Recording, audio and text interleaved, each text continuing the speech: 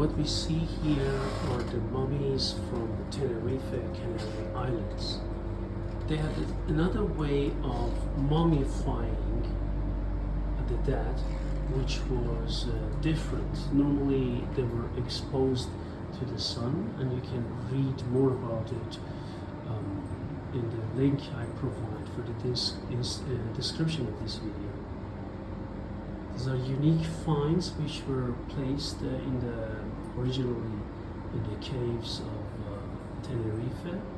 Sadly, some of them were plundered, and thanks to archaeologists and people in the culture, some of them were retrieved and placed in the museum, archaeological museum in Tenerife, as you can see it here.